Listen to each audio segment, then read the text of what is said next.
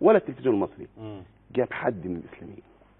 ليه؟ ما يعني احنا كل يوم معانا ناس لا هنا يعني انا امبارح كان معانا نادر بكار والنهارده حضرتك وكل يوم يعني ده انا مش عارف، عايز اقول ان انت استثناء. لا مش عايز اقول عشان ده الواحد تعب من رؤية انا شهادتي مجروحه بالنسبه لمحمود مسلم.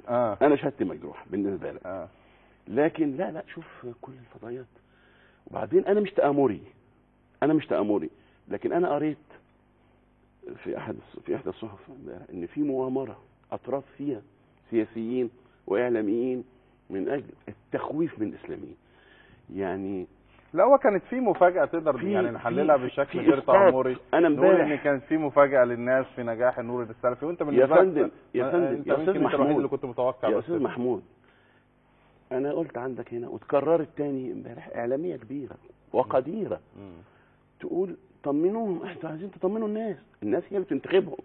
عايزاهم هم يطمنوا الناس هي اللي بتنتخبهم. رجع التاني امبارح ولا واحد بيتصل بيها وتقول لا لازم نتحمل الاخر ده كأن الناس دي جايه من كوكب تاني. افعلوا ما تريدوا واحجبوا الشمس عني، حرقوني مزقوني لن يخرج الايمان مني.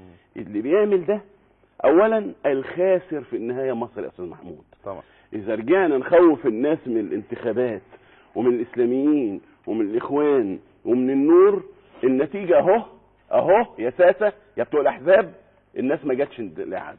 طيب انا مش هدافع عن الاعلاميين، هسيب المهمه دي للاستاذ حسين عبد الرازق وهو يعني استاذنا طبعا. اتفضل. اولا لا يوجد في هذه المعركه اسلاميين وغير اسلاميين. انما توجد احزاب تنتمي لتيار الاسلام السياسي، واحزاب تنتمي للتيار الليبرالي، واحزاب تنتمي الى التيار اليساري او القومي.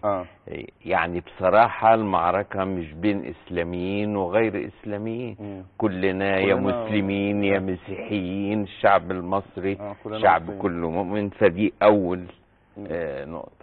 عدم الاقبال على انتخابات الاعادة زي ما تفضل الاستاذ منتصر، عادة في الإعادة لما بدل ما يبقى 60 أو 100 أو 120 مرشح يبقوا 4 أو 2، بينخفض العدد. بس الانخفاض الواسع من وجهة نظري راجع إلى أن المنافسة بين تيار الإسلام السياسي بجناحيه. يعني بين الحرية والعدالة والنور. احنا قلنا حوالي 22 مقعد مكتوبة يعني. وبالتالي الصراع داخل أهل البيت.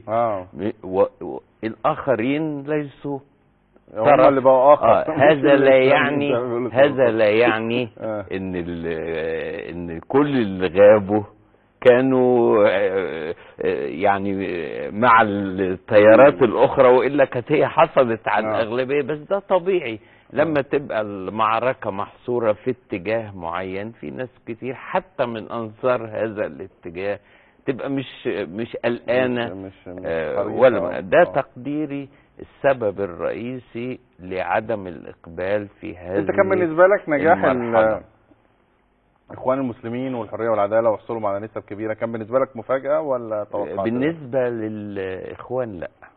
بالنسبه للنور جديده، لاني ما كنتش يعني كلنا اظن لم نكن عندنا تقدير انهم ما كانوش بيلعبوا في السياسه وبيكرموا الديمقراطيه. بالنسبه للاخوان يعني بصرف النظر هم خدوا اظن 36